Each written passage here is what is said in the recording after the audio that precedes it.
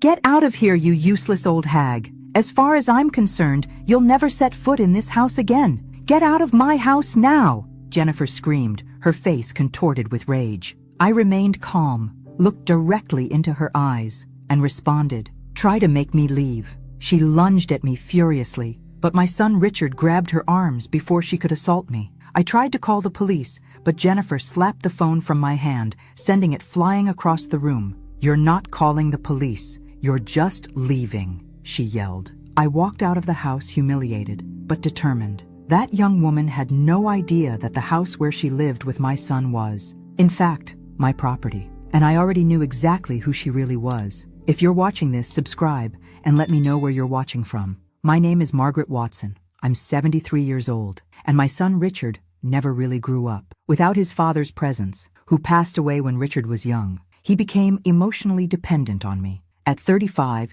he had tried various businesses that failed miserably and put me in several financial predicaments. I always overlooked his failures, thinking perhaps he just needed time. During his last financial crisis, when he was about to be evicted, I decided to let him live in one of my houses, a property I was renting out that represented an important part of my monthly income.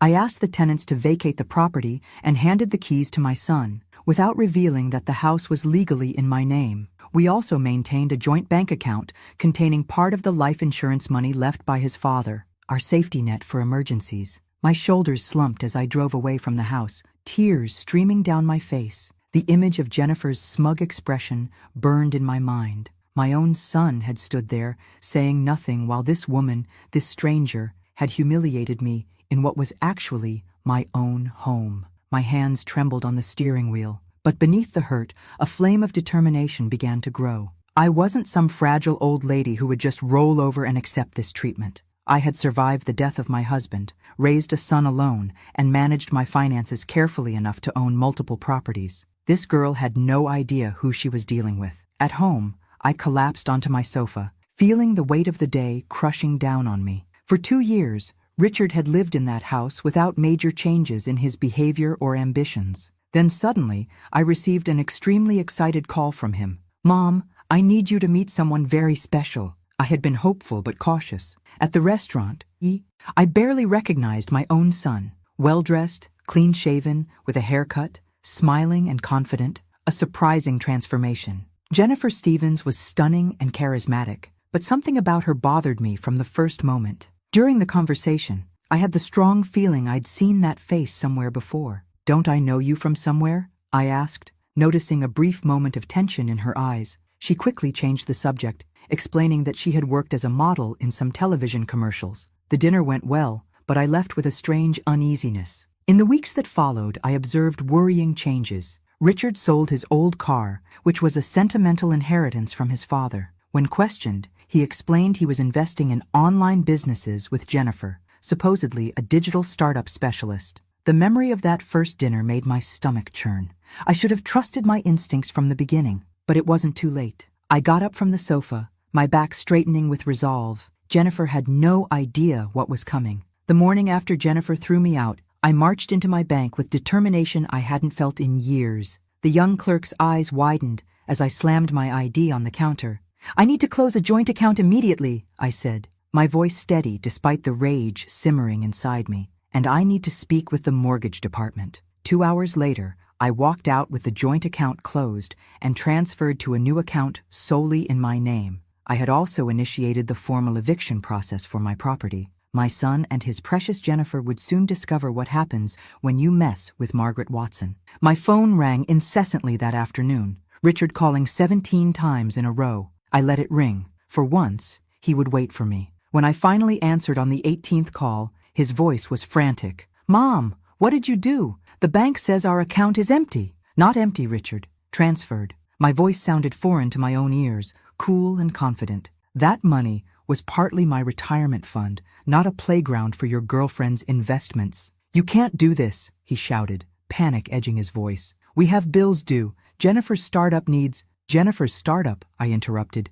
"doesn't exist. And as for what I can and can't do, you'll find the eviction notice pinned to my front door tomorrow morning." The silence on the other end was deafening. When Richard finally spoke, his voice had shrunk to a whisper. "Eviction? But this is our home." No, Richard. It's my property, legally and fully. I never transferred the deed to you. My heart ached at the shock in his voice, but I continued. You have 30 days to find a new place to live. Jennifer's shrill voice cut through the background. Let me talk to her! There was a scuffling sound, and then her venomous tone filled my ear. You spiteful old witch! You can't just— I just did! I cut her off. And Jennifer, I've seen your face before. I'm remembering where and when I do, you'll wish you'd never set foot in my house. I hung up, my hand trembling, but my resolve firm. That night, I barely slept. Instead, I pulled out my laptop and began searching. Jennifer's face had triggered something in my memory. A news article, perhaps, or a warning shared by friends. I couldn't place it yet, but I knew it was important. The next morning, Richard appeared at my doorstep, his face haggard. Mom, please, he begged. You can't do this to us. Jennifer is devastated. I invited him in, but stayed standing, maintaining the physical higher ground. I'm not doing anything to you, Richard. I'm protecting what's mine, what's ours. The money your father left was for our security, not for Jennifer's schemes. Her business ideas are legitimate, he insisted, but doubt had crept into his voice. Are they? I asked quietly. Then why did the bank alert me to unusual activity? Multiple large withdrawals to offshore accounts? Tell me, son, have you seen any business plans? Met any of her partners? Seen any products? His silence was my answer. For the first time, uncertainty crossed his face. She loves me, he finally said, but the words sounded hollow. Does she love you, or what she thinks you have? I asked, my voice gentler now. Think, Richard. How did she react when she learned the money was gone? Was she concerned about you, or about the cash? He left without answering, shoulders slumped in a posture I knew too well, the same defeated stance he'd adopted after each business failure. But this time, I wouldn't rescue him immediately. Sometimes people need to feel the consequences of their choices before they can grow. Back at my computer, I continued my search with renewed determination. Jennifer's face haunted me, and I knew I had seen it before. Somewhere important, somewhere that would explain everything. On the third day of my investigation, I found it. The memory that had been nagging at me suddenly crystallized as I scrolled through a local news archive. There she was, Jennifer Stevens, except in the article, she was identified as Jessica Simmons. The headline read, Local Man Loses Life Savings to Romance Scammer. My hands shook as I clicked on the article. The story was painfully familiar. Jessica had targeted a vulnerable man in his 40s, isolated him from family, convinced him to invest in non-existent business ventures, and vanished once his accounts were empty. The article included warnings from police about a string of similar cases across 3 states. I knew it, I whispered, printing the article along with several others I found featuring the same woman under different names. I arranged them carefully in a folder, adding bank statements showing the suspicious withdrawals from the joint account. When I tried to call Richard, my calls went straight to voicemail. I drove to my house, the one where they were living, only to find the curtains drawn and no one answering the door. My neighbor, Mrs. Calloway, approached me as I was about to leave. They cleared out last night, she said, concern etching her kind face. Packed up a van around midnight. I thought you should know. Your son looked terrible, Margaret, like he hadn't slept in days. My heart sank. Did you see which way they went? Or hear anything about where they might be headed? Mrs. Calloway shook her head. Nothing specific. But the woman, Jennifer, was on the phone arguing with someone about flight times. Flight times. They were running, or rather Jennifer was running, taking my emotionally vulnerable son with her. I thanked Mrs. Calloway and drove straight to the police station. Officer Reynolds listened patiently as I presented my evidence. The news articles identifying Jennifer as a known scammer, the bank statements, the property deed showing I owned the house. I explained how she had isolated my son and was now potentially fleeing with whatever assets she'd managed to extract from him. She's done this before, I insisted, pushing the news articles toward him. She targets vulnerable men, drains them financially, then disappears. My son is in danger, not physically perhaps, but certainly emotionally and financially. Officer Reynolds nodded, reviewing the documents. You've done excellent detective work. Mrs. Watson, we can file a fraud report and put out an alert for both of them, but you should know, your son is an adult. If he's willingly traveling with her, he doesn't know who she really is, I interrupted, my voice cracking for the first time. Please, he's all I have. Something in my expression must have reached him. I'll expedite this, he promised, and I'll contact the fraud division immediately. They have resources for tracking these kinds of scammers. As I left the station, My phone rang. An unknown number. I answered hesitantly. Mom? Richard's voice was barely audible. I need help. My legs nearly gave out with relief. Where are you? Are you safe? Airport hotel, he mumbled. She's gone, Mom. Took my wallet, my ID, everything. Said she was getting coffee and never came back. I gripped the phone tighter, torn between vindication and heartbreak for my son. Stay there. I'm coming to get you. Which airport? International. Terminal C Hotel. His voice broke. You were right about her. I should have listened. We'll talk about that later, I said firmly. Just stay put. In the car, I called Officer Reynolds to update him, then focused on the road ahead. My son needed me, and despite everything, I would be there for him. But this time, things would be different. This time, there would be boundaries. What Jennifer hadn't counted on was that she hadn't just scammed a naive man. She'd crossed a mother who would stop at nothing to protect her child and everything she'd worked for. The airport hotel lobby was crowded with travelers, but I spotted Richard immediately. Hunched in a corner chair, he looked smaller somehow, diminished. His eyes were red-rimmed, his clothes rumpled. When he saw me, his face crumpled like a child's. I didn't rush to embrace him. Instead, I sat in the chair opposite his and waited. She took everything, he finally said, staring at his hands. The emergency cash you always told me to keep in my sock drawer. Dad's watch. She even had me withdraw the maximum from my credit cards yesterday, saying we needed cash for a business opportunity that couldn't wait. I nodded, keeping my expression neutral despite the anger boiling inside me. And now, you understand who she really is. Richard looked up,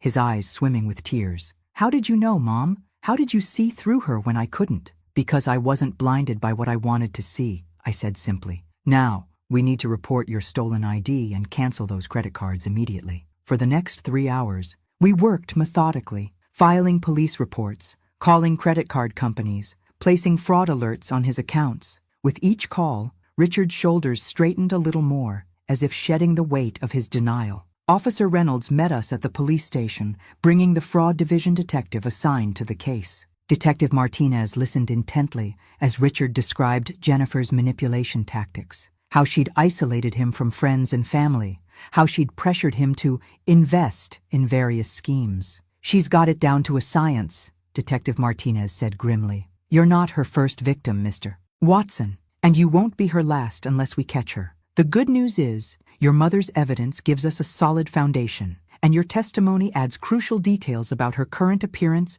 tactics, and possible destinations. As Richard signed his statement, I stepped outside for air. The afternoon sun felt warm on my face, a small comfort amid the chaos. My phone buzzed with a text from Mrs. Calloway. Maintenance man checked house. Some damage inside, mostly bedroom and living room. Another mess to clean up, but at least my son was safe, and the house, my house, was still mine. When Richard joined me outside, something had changed in his demeanor. His back was straighter, his gaze more direct. I want to help catch her, he said firmly. Not just for me, but for whoever she might target next. Pride swelled in my chest, but I tempered it with caution. That's commendable, Richard, but your first priority needs to be rebuilding your own life. I know, he nodded. And I know I can't stay with you. I need to stand on my own feet for once. The words I'd waited decades to hear. I allowed myself a small smile. There's a studio apartment above Mrs. Calloway's garage. It's not much, but it's a start. I'll take it, he said without hesitation.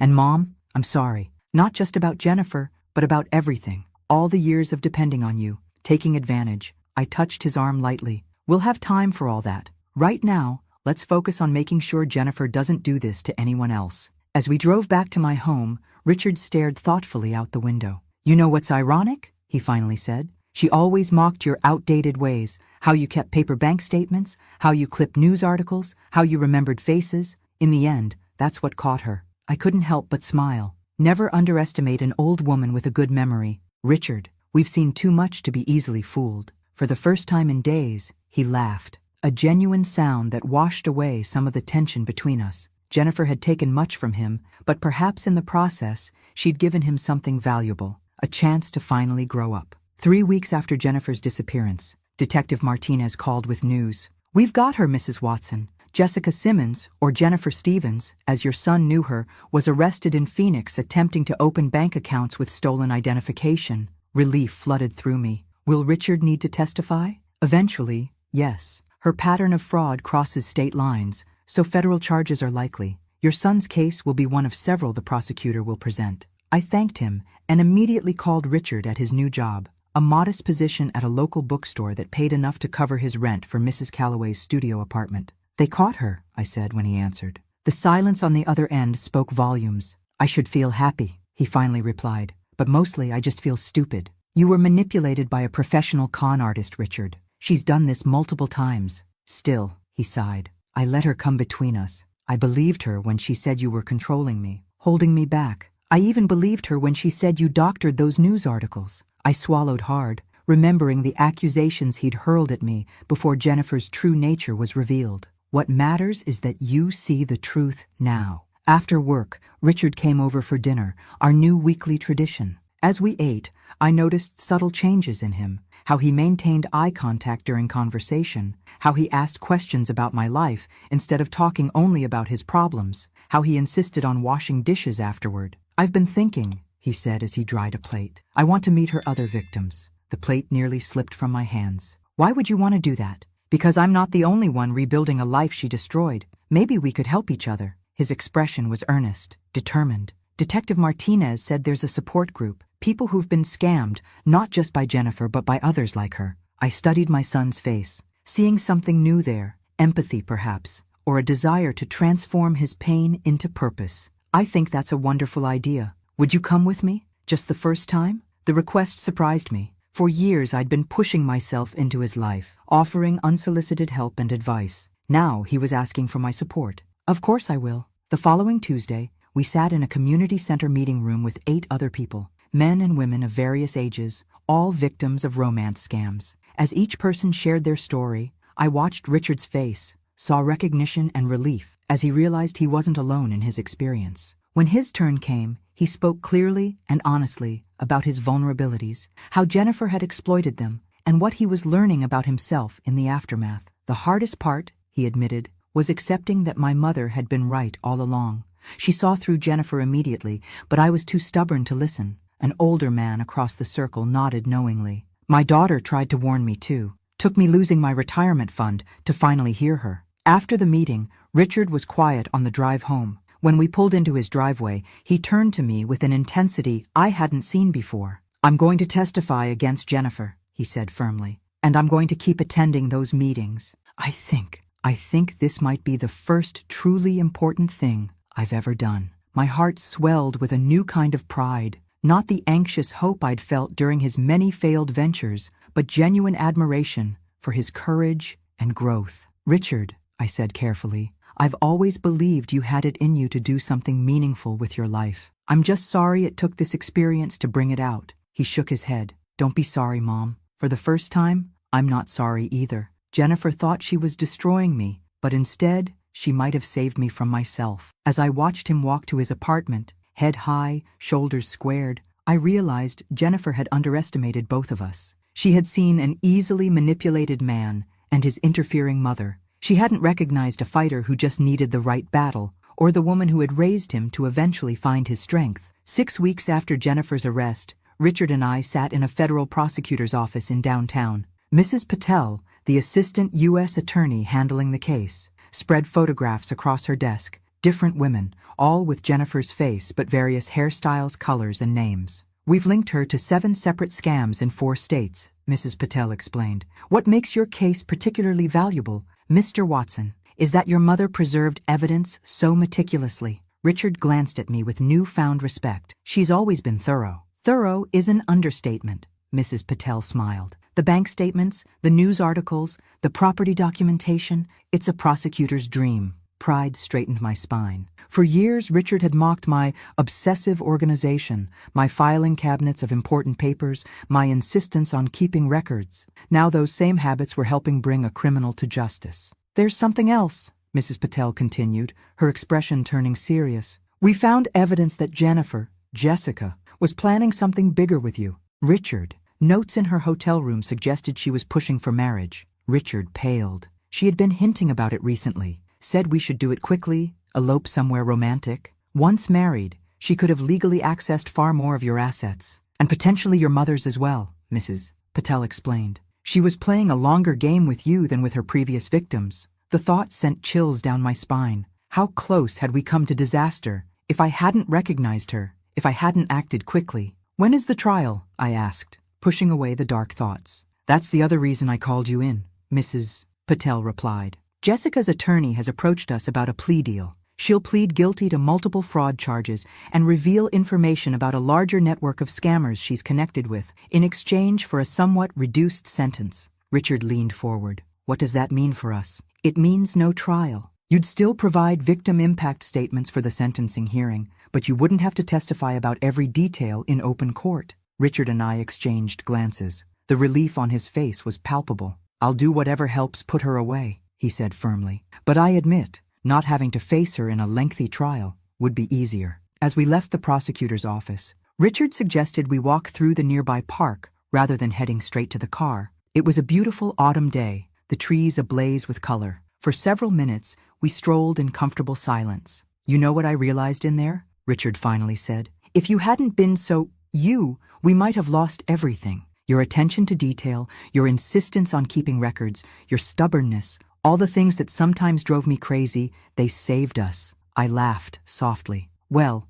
being underestimated has its advantages. Jennifer saw an interfering old woman. She never considered I might be a formidable opponent. Richard stopped walking and turned to face me. I underestimated you too, Mom. For years I saw your help as, meddling or control. I never recognized it as strength. The words warmed me more than the autumn sun. We both made mistakes, Richard. I probably did enable your dependence for too long. He nodded thoughtfully. The support group has helped me see that. How sometimes love can look like helping, but actually hurt in the long run. We continued walking, and Richard pointed to a bench overlooking a small pond. Let's sit for a minute. As we watched ducks glide across the water, Richard cleared his throat. I've been thinking about Dad's insurance money. What's left of it? Anyway, my chest tightened. Was he going to ask for more financial help even now? I want you to use it for yourself, he continued, surprising me. Travel, hobbies, whatever you've put off while helping me all these years.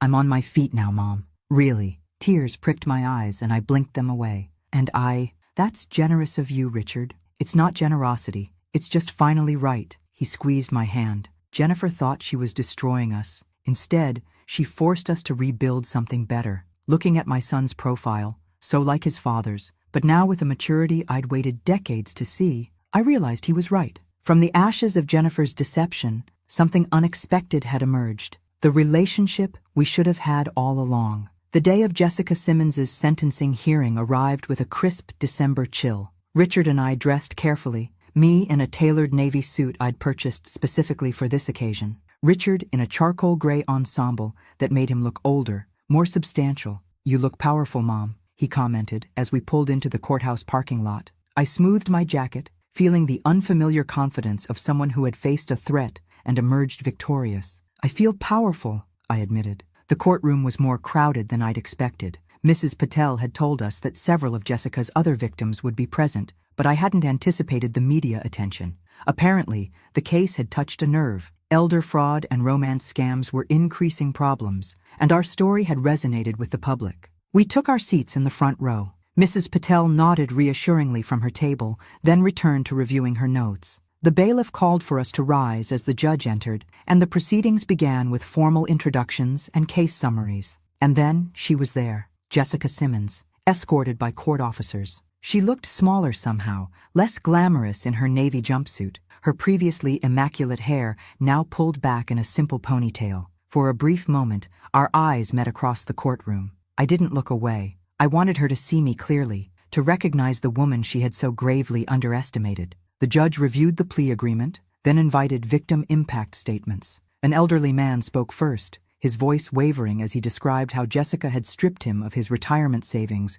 and his dignity. A middle-aged woman followed, explaining how the scam had left her not only financially devastated, but unable to trust again. When Richard's turn came, he walked to the podium with steady steps. His voice, once uncertain, now rang clear in the hushed courtroom. Jessica Simmons didn't just steal my money, he began. She tried to steal my relationship with my mother, my self-respect, and my future. She isolated me from the one person who truly had my best interests at heart, convincing me that my mother's concern was control, that her wisdom was interference.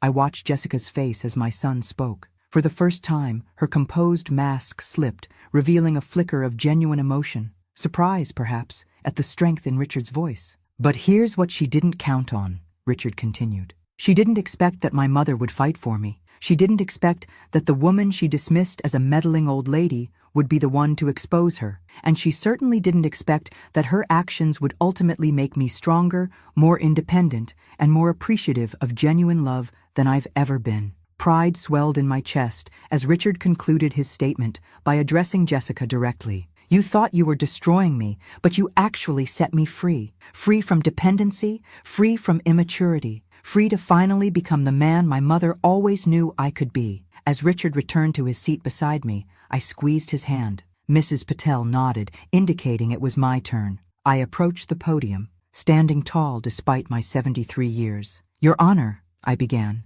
"I come before you not just as Richard Watson's mother, but as a woman who has lived long enough to recognize predators like Jessica Simmons. She selected my son because she saw vulnerability. She targeted our family because she believed we would be easy victims." I paused, making deliberate eye contact with Jessica. Her mistake was thinking that age diminishes us, that a 73-year-old woman wouldn't have the strength, the resources, or the determination to fight back. She underestimated not only a mother's love, but a lifetime of hard-won wisdom. The courtroom remained silent as I continued. "I don't want vengeance, Your Honor. What I want is protection for other families, other sons and daughters, other mothers and fathers who might fall prey to someone like Jessica Simmons. I want accountability that matches the calculated nature of her crimes." When I finished and returned to my seat, Richard leaned over. "That was incredible, Mom," he whispered. "You didn't even mention how she humiliated you that day in the house." "Some victories don't need to be spoken aloud," I replied softly. "She knows what she did, and she knows who won." The judge sentenced Jessica to 8 years in federal prison, plus restitution to all her victims. As the courtroom began to clear, Jessica was led past our row in handcuffs. She paused briefly, her eyes meeting mine once more. "You were right about the house," she said quietly, a hint of her old defiance showing through. "But I almost had him completely." I stood to face her directly. No longer the humiliated woman who had left my house that day. "Almost doesn't count, Jennifer," I replied, deliberately using her false name. "And he was never yours to have." The officers led her away, and Richard and I walked out of the courthouse into the bright winter sunlight, both standing straighter than we had in years. Spring arrived with a burst of renewal. The plea deal had spared us a lengthy trial, allowing both Richard and me to focus on rebuilding our lives. In the 4 months since Jessica's sentencing, remarkable changes had blossomed. Richard continued working at the bookstore, but had recently been promoted to assistant manager. His apartment above Mrs. Calloway's garage, once a temporary refuge, was now a cozy home decorated with second-hand treasures and bookshelves he'd built himself. Most importantly, he was attending community college night classes in accounting, a practical skill he'd discovered an aptitude for while organizing the bookstore's financial records. As for me, I had followed Richard's advice and used some of the remaining insurance money for myself. I'd joined a local senior hiking group, taken a watercolor class, and even planned a summer trip to the coast, something I'd dreamed of for years but always postponed. Today, however, was significant for a different reason. Richard and I stood on the front lawn of my rental property, the house where he and Jessica had lived, the scene of my humiliation and eventual triumph. "Are you sure about this, Mom?" Richard asked, watching the real estate agent hammer the "for sale" sign into the soft spring earth. I nodded confidently. "Absolutely. This house has served its purpose in our lives. It's time for a fresh start." The property had stood vacant since Jessica's departure. Despite professional cleaning, I couldn't bring myself to rent it again. Too many negative memories lingered in those rooms. Selling it would not only purge those memories, but would provide funds for Richard's education and my own future security. "Mrs. Watson?" The real estate agent approached with clipboard in hand. "I've scheduled the first open house for this weekend. Given the neighborhood and the market, I expect significant interest." I signed the necessary paperwork, feeling a weight lift from my shoulders with each signature. This house, once a source of income, then a source of conflict, now a reminder of painful times, would soon belong to someone else, a family who would create new, happier memories within its walls. As we drove away, Richard glanced back at the property. "It's strange. For a while, that place felt like everything I'd ever wanted. My own home, A beautiful girlfriend, independence from, well, from you. He smiled apologetically. Now I can see it was all an illusion. Not all of it, I corrected him. Your desire for independence was real and healthy. It was just built on a false foundation. We continued to my house, our usual Saturday destination for the past few months. Richard had instituted a tradition of cooking dinner for me once a week, his culinary skills improving with each attempt. Tonight's menu was his most ambitious yet, a roast with vegetables and homemade bread. As he worked in the kitchen, confident, focused, occasionally consulting a recipe, but mostly relying on his growing intuition, I marveled at the transformation. This was not the same man who had allowed Jessica to berate his mother and throw her out of a house that wasn't even theirs. This was someone new, or perhaps someone who had been there all along, buried beneath layers of dependency and immaturity. You're staring, Mom, Richard noted, without looking up from the vegetables he was chopping. Just admiring the view, I replied with a smile. It's not every day a mother gets to see her son flourish before her eyes. He set down his knife and turned to face me. I've been thinking a lot about that day, when Jennifer threw you out. I keep wondering why I didn't stop her, why I just stood there. The pain in his eyes was evident, and I resisted the urge to dismiss his concerns with platitudes. Why do you think you didn't? I asked instead. Richard leaned against the counter, considering the question seriously. I think I was terrified of losing her. She had convinced me that she was my one chance at happiness, at being a real man. And I believed that meant separating from you, proving I didn't need my mother anymore. He shook his head ruefully. What I didn't understand was that real independence doesn't mean cutting people off. It means building healthy relationships from a place of strength, not dependency. His insight took my breath away. That's remarkably self-aware, Richard. He smiled slightly. Well, therapy helps. So does that support group. He returned to his chopping. One of the guys there said something that stuck with me. True strength isn't shown by who you push away, but by who you're strong enough to keep close. I blinked back unexpected tears,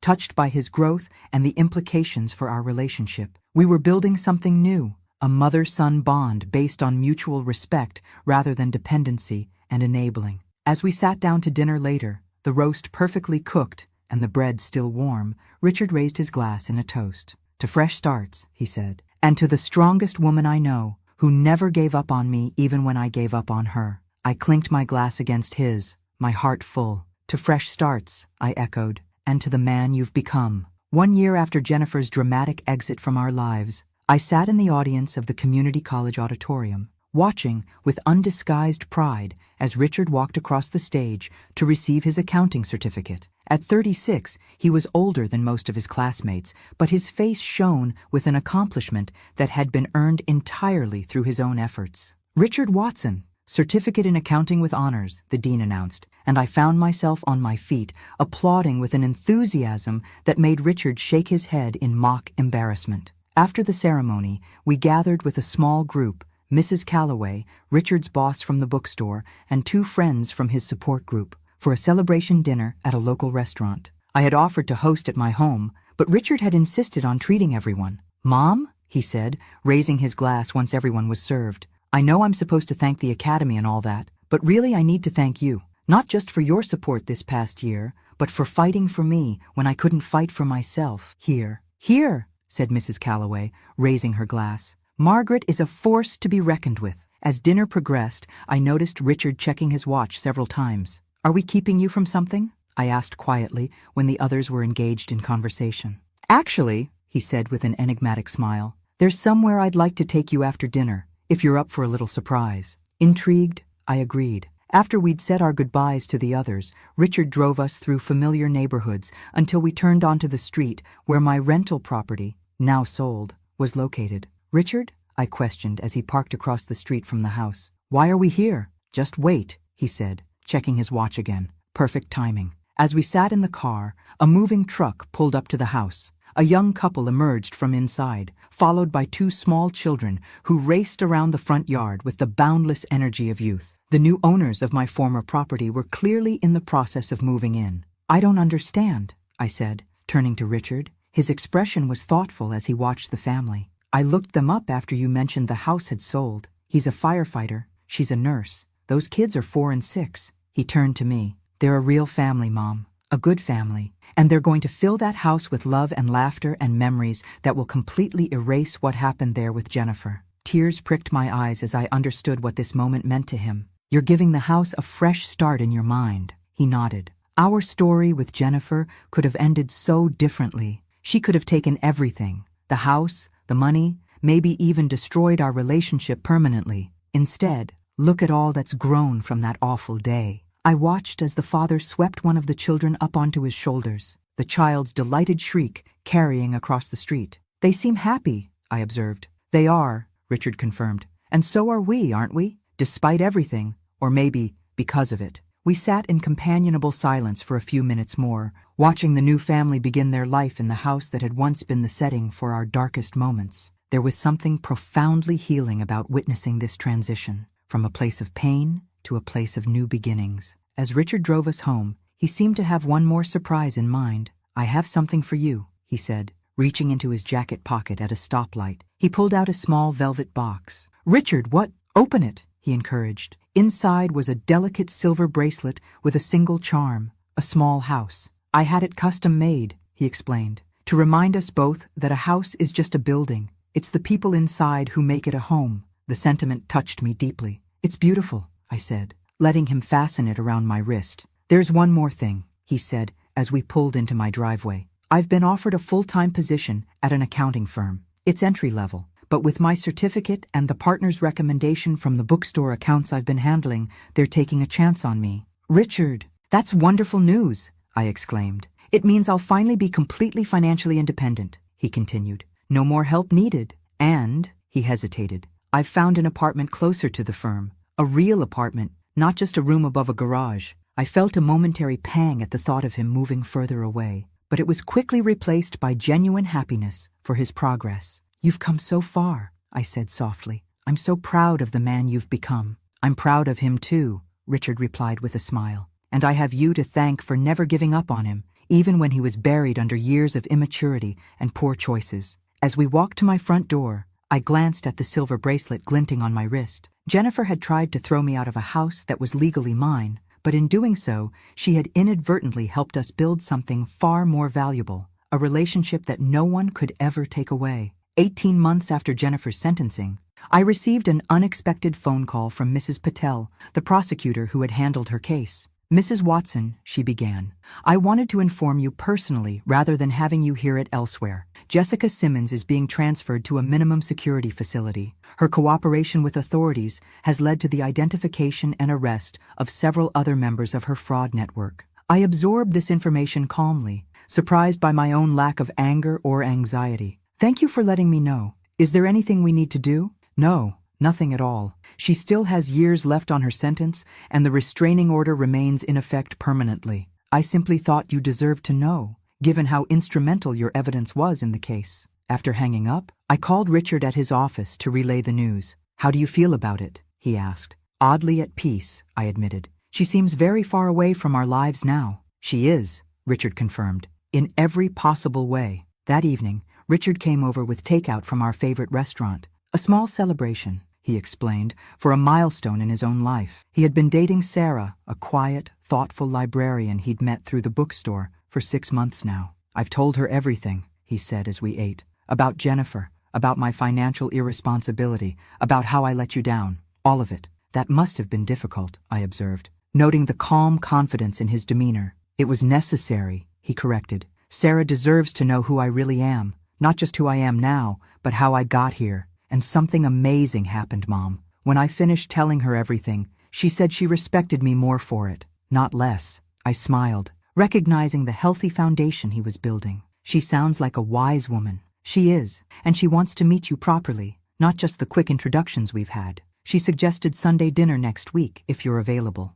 I'd like that very much, I agreed. Later, as we cleared the dishes together, a simple domestic task that had somehow become a symbol of our new, more balanced relationship, Richard grew thoughtful. You know, I've been thinking about what you said that day in court, about how Jennifer underestimated you because of your age. He placed a plate in the drying rack. I did the same thing, in a way. I saw you as just Mom, someone to rebel against or depend on, but never really a person in your own right. The observation touched me. That's a common thing between parents and children, I think. We get locked into roles and forget to see each other fully. Well, I see you now, he said simply, and I'm amazed by what I see. You rebuilt your life after Dad died, raised me on your own, managed your properties, and then had the strength to fight for me when I couldn't fight for myself. You're remarkable, Mom. I felt a warmth spread through me that had nothing to do with the hot dishwater. For so long, I had defined myself primarily as Richard's mother,